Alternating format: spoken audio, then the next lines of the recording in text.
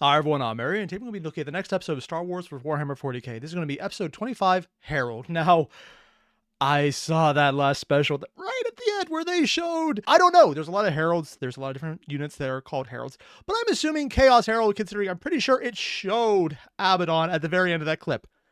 Could just be the source material he was working with, specifically Fan was working with. I don't know. I don't care. I'm freaking excited, man, and I really want to see where this goes. Oh, sorry, this is... I'm much more hyped than I thought it would be, and I'm looking forward to this. Otherwise, you guys know the deal. Link below, video, hit it up. Bam! Just dropping in a sister and getting a really good voice actor for it right off the bat. I guess this is the person that they mentioned in collaboration with.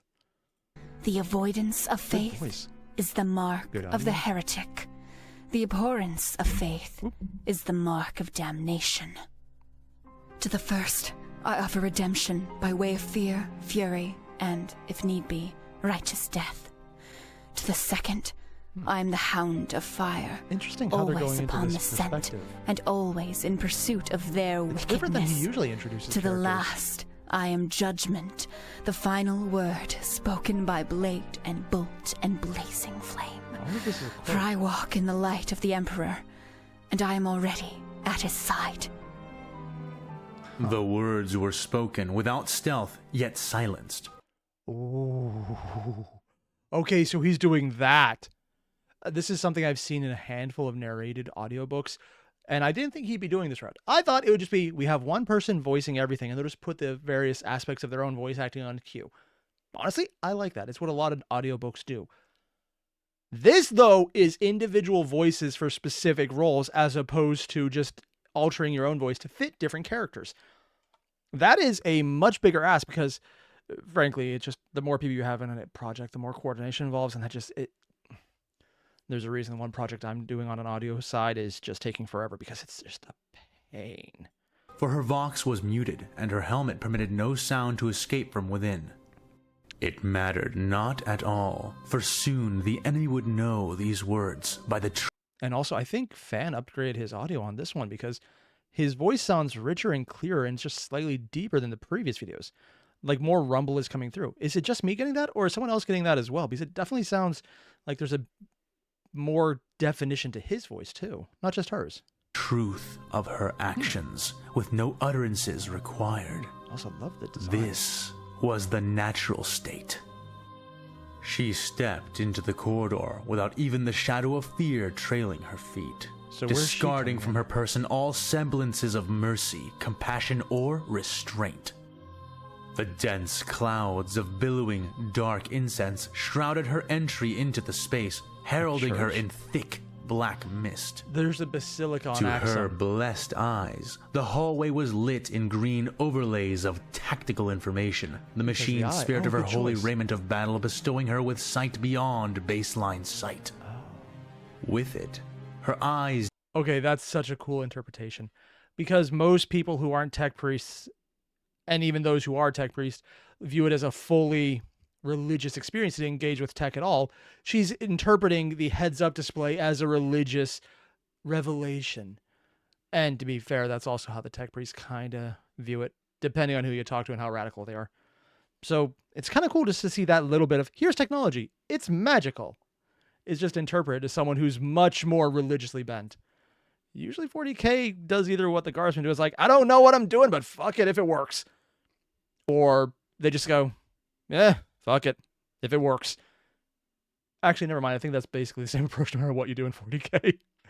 But it's cool to see that entire step back and look at it as, okay, these are explicitly things we don't understand. We think they're holy.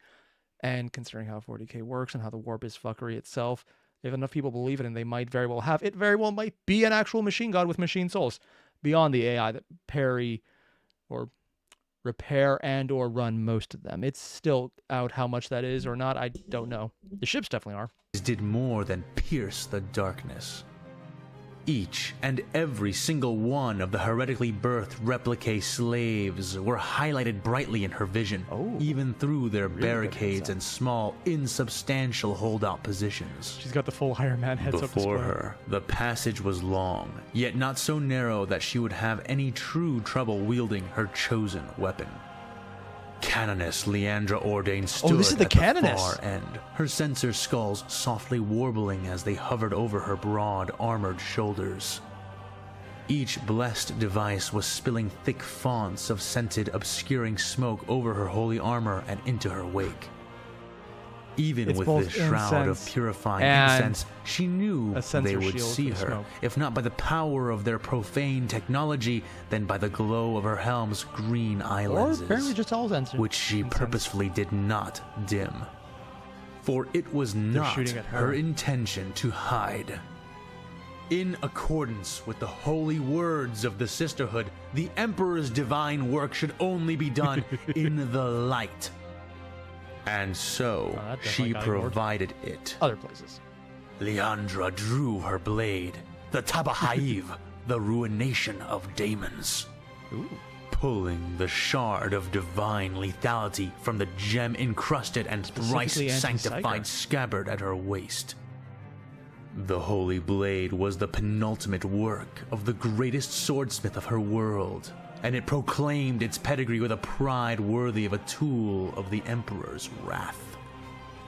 It glowed with a dawn-shaded power field, shining like a pillar forged. Oh, it's not just a really good sword. It's not just a named weapon. It's a power-named weapon. Oh. Sorry, I have a massive geek out when it comes to power weapons in 40K. Even when the rules change or they're not that good, I still build my models with them because they just look freaking cool, man. I have no idea how good they are in 10th edition. I haven't looked at the 10th edition rules, but they still look cool. Of dying stars, illuminating both itself and its bearer in fire-like radiance. Yep. The Canoness struck the martial form of her first assault, and in response, the skulls which flowed about her seemed to freeze in place, becoming very still as their eyes grew brighter, becoming a deep, violent red while Vox speakers built into the drones began to wake. From these archaic sound projectors poured forth a tremulous music. Many voices raised in grainy resolution, exalting the glory of the Emperor in beautiful hymns which gained in stability and quality the longer they played. Wait, they gained? Oh, there's probably an effect intentionally put in there that they may or may not know about. Also, I really, really want to get a clone perspective on this. Fan sometimes jumps around between them, but considering this is called Herald, I'm more or less assuming everything is going to lead up to that moment.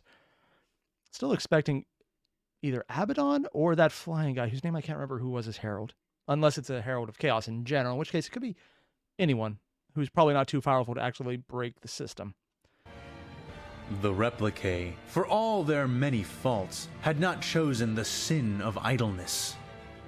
As the Canoness entered and the music began to play, they busied themselves sighting her down, firing after only a couple of heartbeats, using pinpoint skill and the aid of her own illuminating blade to fire bolts of lethal blue energy into her chest and face. But they spattered against the skin of her master-crafted raiment like rain against the walls of a mighty fortress. Is it the armor or the shield doing it? Each long blue bolt burst as it made contact with the sister, the energized Tabana gas deflecting and scorching the hall and floors around her. Oh. She allowed them little enough time to make their opening shots before she proceeded to advance at pace. This right here, I just realized what scene this is parodying. Not parodying, but like, I guess the best word is aping. Not that fans copying something, but that it actually fits very well with something in universe or Star Wars. This is the end of Rogue One, where Darth Vader is walking forward with the glowing lightsaber and just cutting through everyone. And all of the bolts are useless against him. It is very much the Canoness doing that, going, hey, no. I'm sorry. It's not probably meant to parody or, I guess, copy that type of setup, but it's a setup that does exist in Star Wars, and seeing it portrayed here in a very atmospheric, intentionally atmospheric method, this is so cool, man. Trained in decades of battle, raised from birth to be a warrior, Leandra was everything the Kaminoan cloners had sought to mass produce through flash learning and genetic manipulation. But what the aliens had tried to speed into creation, the Imperium had perfected. Not through cloning or intelligent selection, but by the brutal virtues of raw, evolutionary Darwinism. I mean, they also did a lot of genetic editing, and that was mostly during the Golden Age. And then there's also the genetic editing of, at least as far as fans treating it, the Kriegers, who are basically clones. His interpretation of them is that. Not sure if it is canonically. I think they're leaning towards it, but I actually don't know entirely if that's the case. So, yeah, but this is probably more from her perspective, where it is definitely just brutality, as opposed to all the other things that definitely also exist. Constant, unceasing conflict and implacable, unreasoning faith. Leandra, that last one especially, unreasoning faith, that is so 40K. Servos smooth as she lunged, unleashing a fluid power that should have been constrained to walkers and tanks many times her size. But this constraint was an illusion, one which she shattered with a single thrust of her horrendous, blessed blade. The troopers she had chosen were bracing their weapons against a makeshift barricade composed mostly of overturned desks and stacked carts. Each false man firing into the canoness as she charged. Or the troopers Leandra lanced through them like they were not even there. Mechanical muscles moving through the obstructions with absurd ease. The thrust of her shimmering sword even more so. It went into one of the clones, cooking him and blowing him apart in his own armor. Also, just going to randomly throw out there, people told me a little about how if lightsabers were accurate to what their actual and contained power and heat would do, that current description is accurate to what a lightsaber should do every time it cuts anyone. Or gets close to them. Yeah. Even as his brothers had begun to scramble away. But she did not allow it. Tearing the blade through the smoky air in an arc which caught both of the fleeing soldiers. Scorching and blowing them apart and causing their erupting, boiling innards to cake the walls and ceiling. God. But she did not remain to admire the carnage. Brutality in Bursting through the now molten barricade her blade had torn apart, the owl's eyes of her helmet already settled on the next targets. The replicate troopers who opposed her showed unusual valor, standing against her, roaring their lungs raw and holding their lines, even as she hacked and kicked and tore her way from one. Roaring? Oh, yeah. Because Lazarus was fighting the clone who definitely got slightly possessed. And that's where they also involved previous mentions of the sisters. So in all likelihood, that might be those clones as well. That's the most recent. Now, I mean, the sisters were involved in other locations, but with the mention of roaring, that seems incredibly against standard clone. Possessed clone troop units, on the other hand, that anti-daemon weapon might be more important here than what I thought. One group of false men to the next. They had no way of stopping her. Their weapons rendered utterly ineffective against the type of armor she had earned. Damn. The battle nearly turned, however, as Leandra became aware of a soft, metallic tinking nearby. Grenades. Grenades, but not fragmentation grenades. She had been briefed on the replicate EMP spheres already and knew well enough what to do if she encountered them. Kick it. Bellowing fanatical defiance, using her auto senses to locate the tossed spheres, she punted the grenades back the way she they actually come, kicked it, ducking and running past the ones she could not reach.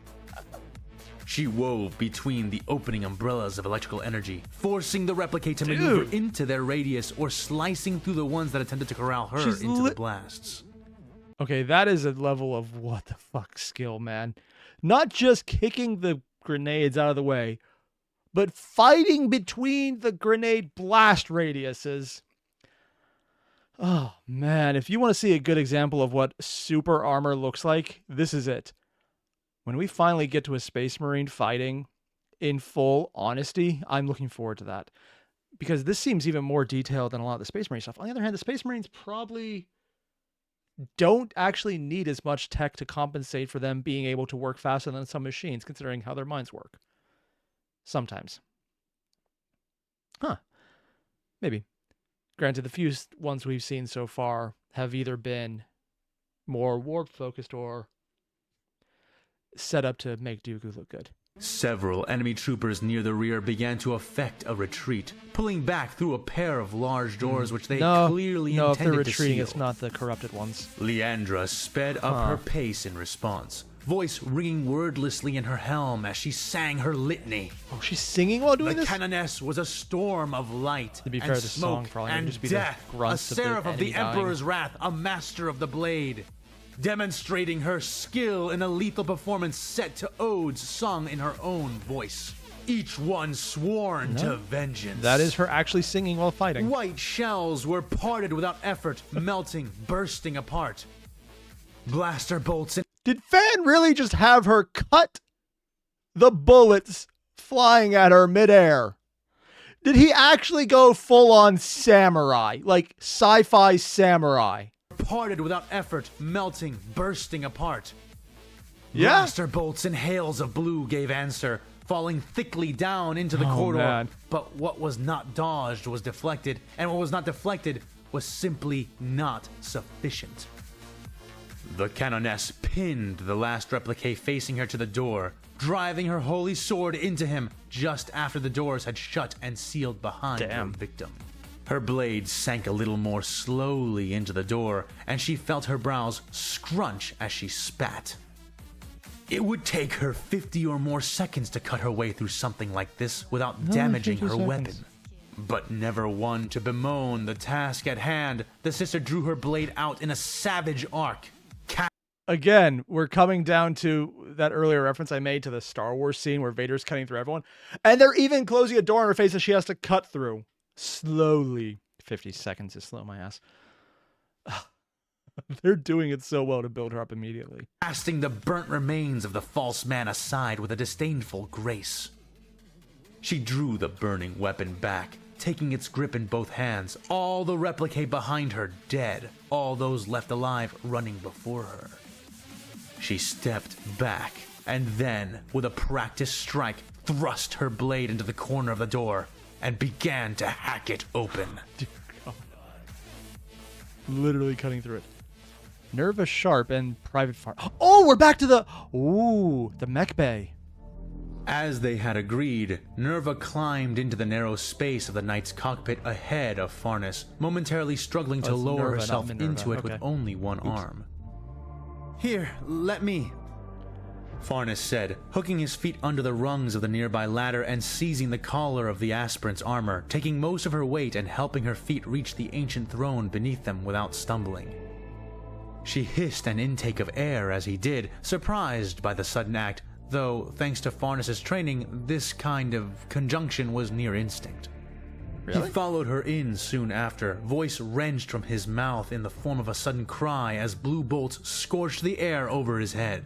They're still shooting, yeah. He avoided any serious singeing, but that hardly helped his racing heart. The guardsman had, at her insistence, removed his flak armor, including the supplemental plates he normally wore with it. Oh, they get to do that. And while he was far from literally naked, still dressed in his fatigues, the young man could not help but feel plainly naked without the protection of his helmet, breastplate, or boots. Considering there's people shooting at him, that is a very valid concern, even inside the machine. But the feeling passed as he descended the short distance inside, hands cold against the heat-stealing ceramite rim of the Nightwalker's hatch. Soon, Farnes was enveloped in a far more profound array of defenses than any flak armor, no matter how thick, could ever hope to provide. He suspended himself, bracing with his hands and feet as Nerva took her place at the controls. The tech priest below him sat herself in a throne-like command chair, taking the control stick at the end of one armrest with her good hand, while her bad arm was held tight and cushioned against her chest in a... Wait. They're getting into the... Oh, this is actually a flashback because we've already seen what happens when they finally activate the machine. So now we're at the point where they haven't quite got there yet. Oh, okay. So Murder Barbie is still drawing fire at this point. Oh, so you get to see everything from their perspective. Dude. Sling she had hastily fashioned. Farnes felt a chill pang of sympathy as he studied her, making a note of her injury as he followed her down and strained to sit in her lap. Feeling his face burn at the awkwardness of it, He nevertheless attempted to remain mindful of her wounded arm as he placed himself, his distraction causing him to press several keys and buttons on the walls near the command throne. These were mercifully inactive, resulting in nothing more than a greater chagrin for Farnes when he finally sat. To say that the seating was less than comfortable would be a sad understatement, for while he had removed his armor, Nerva had obviously not removed her own, and was notably augmented. Farnes doubted that she'd be much more comfortable to sit on, even naked, and he leaned his forearms against the free places on the armrests, taking his weight off her as much as he could manage, though mostly for her sake. Nerva noticed the odd position he had taken right away, and seemed confused by this for a moment before realizing what he was trying to do and almost chuckling at the effort. She didn't think much of guardsmen, and not in a derogatory way, but in a literal way. Yeah. They were. The fact that she can acknowledge that is actually surprising, because she's probably one of the most empathetic 40K characters we've seen so far. She went back to save them. That is not a 40K trait. Sacrifice is a 40K trait. Bearing through it and saying, fuck you to all the people we lost because we had to kill you, is a 40K trait, which admittedly is still crazy. Coming back to save people outside of salamanders is not a 40K trait, and she's done it and honestly still succeeded. So, yeah. The fact that she says, I don't even think much about them. Not as I don't think highly of them, but like he said, just never really came up. That's still more, because most would mean that in the first sense of, oh, not us, don't care, as opposed to, I really never thought about it before. It's a small difference, but it's interesting to see her own internal monologue here. And yeah, fans do anything where he jumps between them, I'll just deal with it. Where you can see her thinking, it's like, oh, I don't really think much about them. It doesn't come up. Where everyone else would be like, why aren't you dead yet? And admittedly, that's a pretty good question, because he really should be dead by now. But circumstance have made sense to have this effect. More often than not, mere ants on any battlefield she shared with them, fighting on a different layer of the same war, and it was a layer that did not often intersect her own in a significant enough way to warrant prolonged So she hasn't been a raw recruit. That being said, as a result of the events she was still taking part in, the worth of the Astra Militarum had been made abundantly clear to her. Yep. And more, she began to feel. After all, here was a single guardsman, just one. He was nothing, maybe even less than nothing. Yet, she could no longer see Farnes as that. Crammed inside the demigod engine, watching him try, Nerva found she simply could not see him as an ant any longer. And that shift horrified her as much as it honored her. How many did she step on? So many ants. So many men lost. So much worth lost. She had access to her core systems and was sorely tempted to numb herself, to push off the revelation. And that is probably one of the more fascinating aspects about her character, because he's saying tempted. I already talked about how she's one of the most empathetic characters, and this is just highlighting it. She's willing to feel still, which can be a weakness in the very literal, if it's good feeling, Slaanesh likes it, and if it's bad feeling, Slaanesh likes it. Thankfully, this is not a Slaanesh enemy, so we don't have to worry about that. Also, I would be very hard-pressed to find a way for fan to write Slaanesh accurately to lore and still be able to put this on YouTube without a cease and desist. I don't mean getting his channel hit. I mean actual legal action at that point. It would be a problem. You can't do that accurately and stay relevant. As in, or actually maybe not relevant, more legally capable and not compromised completely by lawsuits. Yeah, 40K Slaanesh, when you play it straight, is, yeah. But where perhaps her former master would have, she definitely did not. She instead did the opposite, opening each of her sealed sensory gates with the exception of her arm and letting it all flow into her. This was truth. And she would not hide from truth. Not in a holy place like this. Not when the hand of the machine god was so obviously present. Yeah, that is probably accurate in more than just the religious sense. There's been so many coincidences. I fully expect Fan to do something like the warp is involved here or the force is involved here. Just randomly nudging events. Will it? I don't know. But you can make the argument because Machine God is a thing. If enough people believe it, it's real. And then, Star Wars has less fuckery by other beings trying to eat you, so maybe that is actually the case here because they believe it hard enough. I don't know. It wouldn't be the most crazy thing that happened. It wouldn't be the most sane either, but it wouldn't be the most crazy. Also, I love just the pointing out fact of Murder Barbie is very much more machine than human, where Nerva is, mentally at least, way more human. And the fact that Murder Barbie even had that little line about how it belonged to them, pointing up to Nerva in the cockpit. She released the control stick and rested her heavy hand on his shoulder. Relax. She said to we got a voice from behind, for her too now. Her voice tight but controlled. Nice. Sit fully. Who knows how long we're going to be in here? You must save your strength. And besides, I am armored, so I can barely feel your weight anyway. She added. Right, sorry. He said, face still burning as he complied, shifting around for a moment before he found the most comfortable position. Okay, what now? He asked. In response, Nerva reached out to the control stick again, taking it and pressing a button under the lip of the handle with her pinky. The metal canopy above them screeched, making Farnus jump as it began to close, settling over their heads and hissing as it sealed shut and pressurized the cabin. Starting up the giant Monitors mech. all around them flickered to life, displaying the various symbols and creeds of the Adeptus Mechanicus, and lighting the otherwise dark interior in flickering gold and red hues. The sight was disorienting for the guardsmen, but to Nerva it was familiar enough. She had performed countless simulation test runs, and all of them had presumed this walker would be hers eventually. Oh.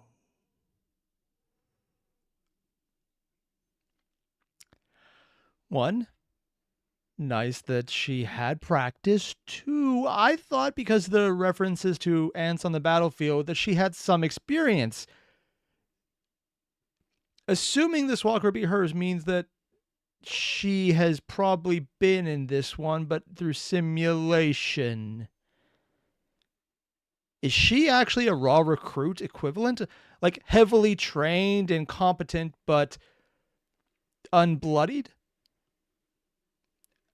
Yeah, no wonder she still feels human in how she thinks. First, I'm going to wake the machine spirit. Your friend is still strapped outside. If she is even still alive, then she needs help as soon as we can get it. Said Nerva, So integration wires just already abandon her, beginning to okay. worm out of the holes in her robe all along her spine as she spoke, linking into the throne behind her. Oh. So we'll be going for the lift? Farnus asked. Through the wall, probably. Yes. Oh, Hopefully oh. the man your sergeant left behind will still be at the top and have the sense Oh, yeah, about they left him to people up there. activate it when we arrive. They're not going to Time be that is lucky. limited either way, so we will need to strafe the Prometheum tanks on the way out. She said. They're running and gunning. We? Oh, God. The guardsman asked nervously. Yes, we. I'm going to control the arms and legs of this thing, but I'm still going to need you to use certain weapons, since The fact that she's letting him touch anything in there, not just to get in. Actually, no, even just to get in, is something I think a lot of Mechanicus, a lot of people in 40K would rather die than have someone profane their sanctum. It's that level of grimdark stupidity that does fit with the setting, so it kind of makes sense. The fact that she's willing to take help from a guardsman who is not a guardsman aligned with Mechanicus directly. I mean, well, right now it doesn't count, but that is... I keep getting surprised that these kind of thought processes would happen. I honestly thought... I probably shouldn't have thought that for Nerva. She seems way more willing to do what needs to be done based on how she believes it needs to be done, including more moral aspects based on emotional responses and being a generally good person. There's no way Murder Barbie would allow this. on the other hand, Murder Barbie was her teacher, and she did do the entire "it belongs to them" moment. So maybe it is okay. Since my arm is out of commission, I will run us by and aim the weapon, but you will have to fire it. The aspirant said. Maybe this is after they already stopped the guy. Farnes firmed his chin and nodded stiffly. Okay. How do I fire the weapon? Do you see that control stick? The one with the 3-pronged trigger? She asked. It's actually a joystick. He paused for a Nice. moment to look around at the armrests before locating the control stick on the side with Nerva's wounded arm and nodded. Yes, I see it, he said.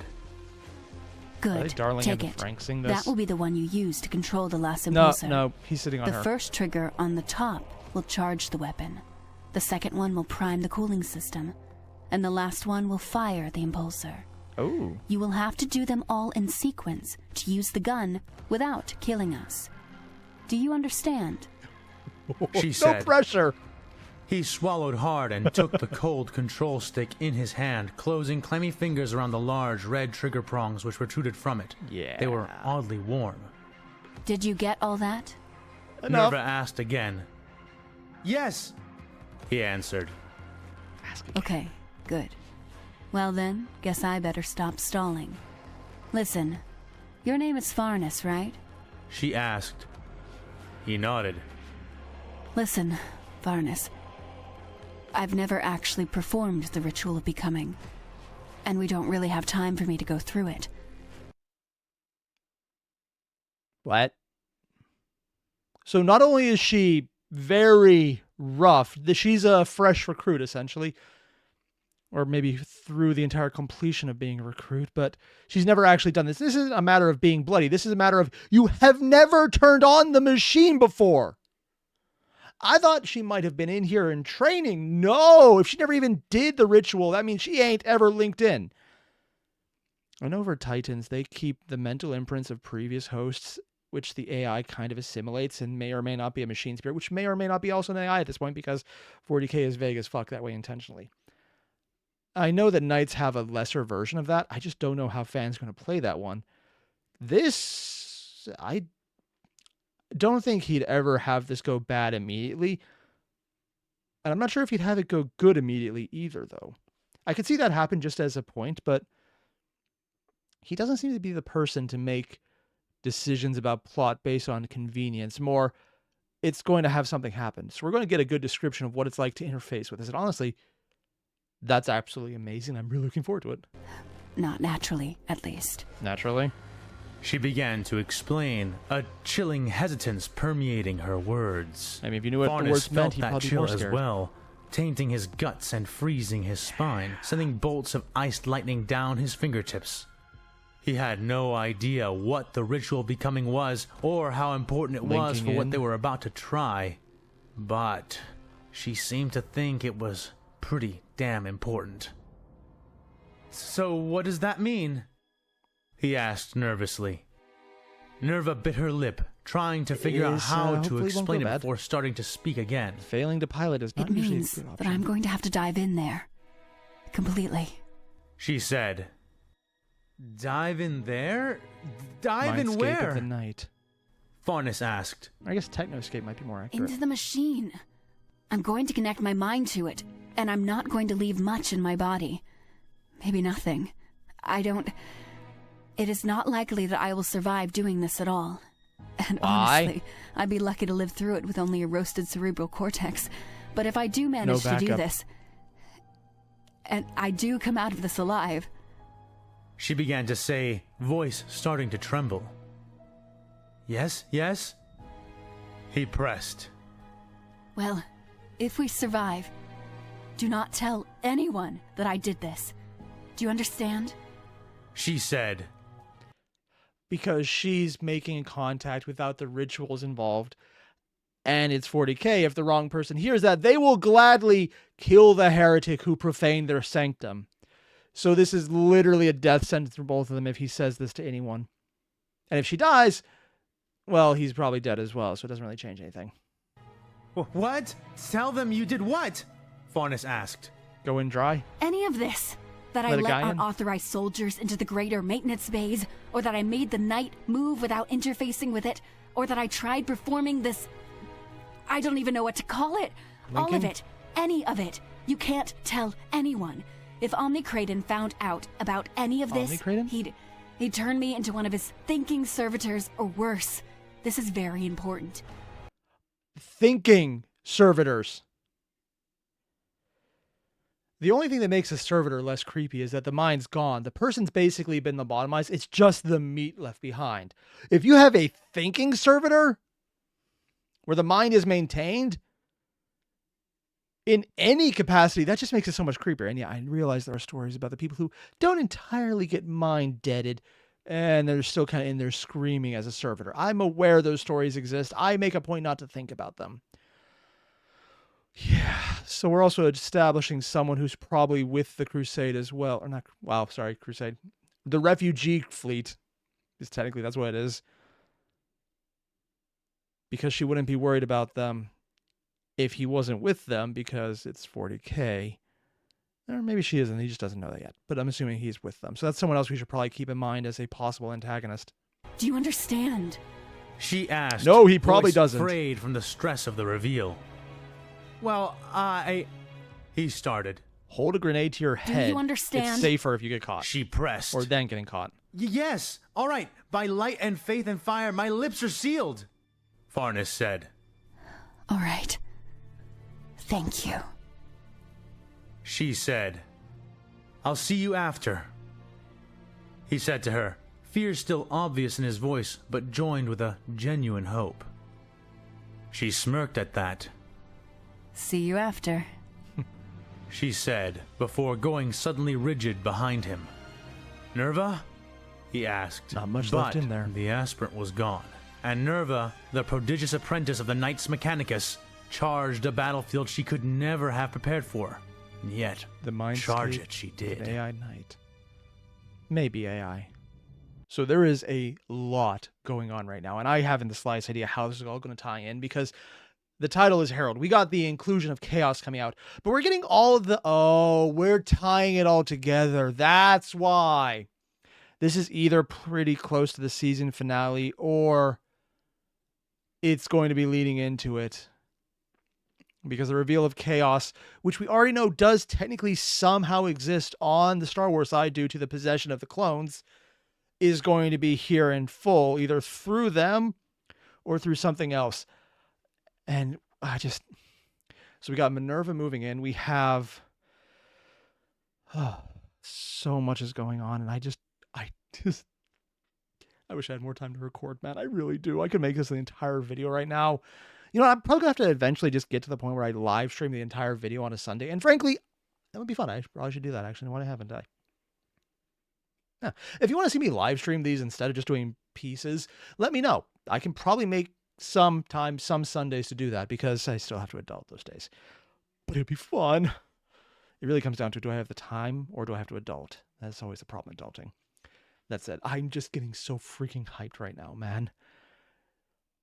If there's anything I need to notice that I haven't, let me know. But frankly, I want more. This is so good. I love seeing how fans getting into the details. I love seeing how things are happening. I love just anything to do with the sisters, because they're such a fascinating oddity of 40K in the sense that they have faith that isn't actually just corrupted by being faith, like a lot of the more corrupt people in general in 40K, or is full on chaos. It's, we are free of the warp taint. We are actually faithful. And then that's actually becoming a plot point, and I don't know, maybe 40K is handling it differently in 10th edition, but they seem to be leading up to it being something unique and actually distinct. I don't know how fans are going to treat this, because this probably started, actually, how long ago did it start? Probably over a year or two ago. But I just want to see what happens. I want to see his interpretation. I want to see how he's pulling things together. I want more. I really wish I had time to record more tonight.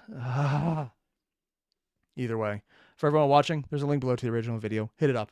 I'll see you guys in the next one. Adios.